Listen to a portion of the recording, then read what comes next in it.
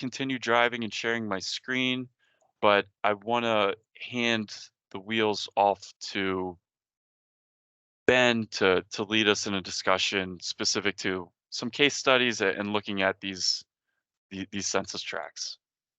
Ben, you want to take it away? Yeah. Yeah, thanks, Colin. So what we want to do is just go through a couple tracks just as some quick examples of like, hey, what might we use the look at and use the CEI for? Like, what kind of conclusions could we draw? So none of it's going to necessarily like provide the exact right answer for what your master plan should do or something like that, but it can kind of get you thinking in in some directions that you might want to go. So Colin, if you want to click on, I think the first example where you are. So we're looking at a tract here. Honestly, I don't really know much about this area. Um, and the but it's blue. It's moderately disproportionate advantage. So it's a pretty advantaged place. And you can see that, if you just kind of look at the different indicators, they're all they're all towards the right side of in blue as you break them down. Um, the first thing that you might say with something like this as well, if if we're thinking of in terms of like representativeness of the county, back to how we're conceiving of the CEI and getting, closer to yellow, well, what could it use? Probably a bit more.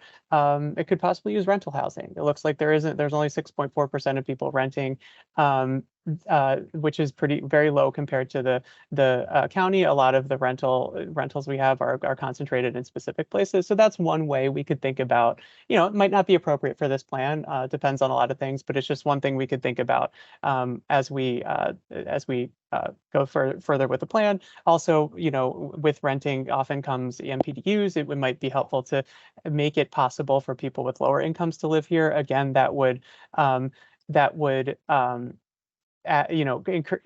get some of the other indicators more towards the yellow. So because we're not looking at like, oh, high income is something like good or bad. What we're looking at is like, how do we get to a more diverse cross section in this neighborhood so it's more equitable. So those are just a couple of examples. If you scroll, we can't quite see the bottom, but one of the interesting things, not necessarily about outcomes, but you can use this for processes, for the planning process also.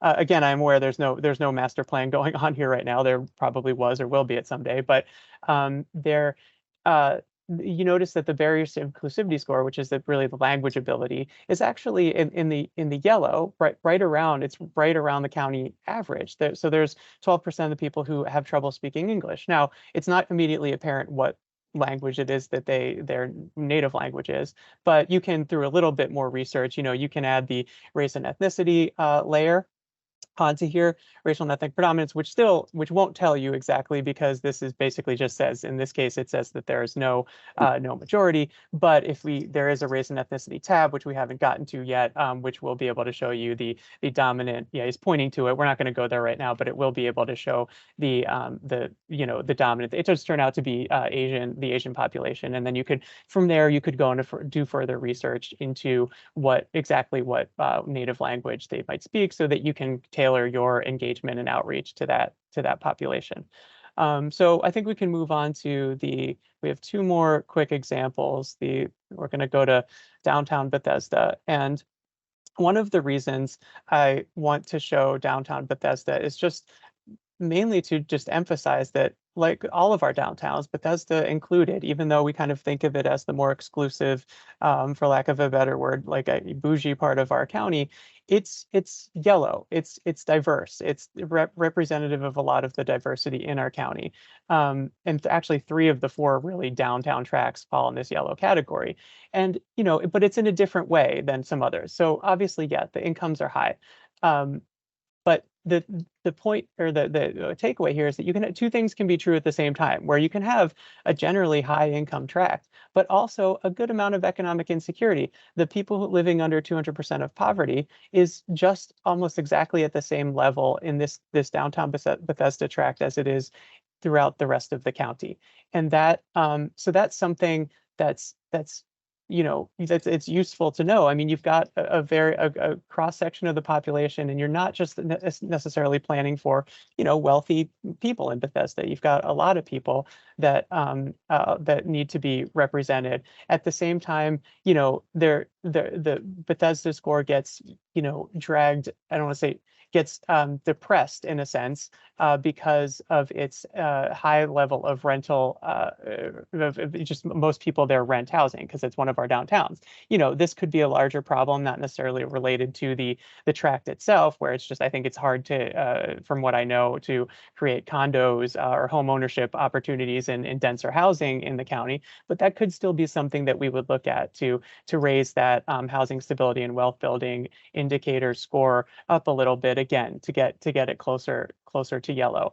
And so, yeah, I think those are, again, there's also a fairly high percentage of people who speak different languages.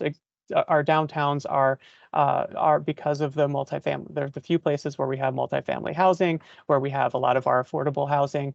They do tend to be fairly diverse, and Bethesda really is a sign of that.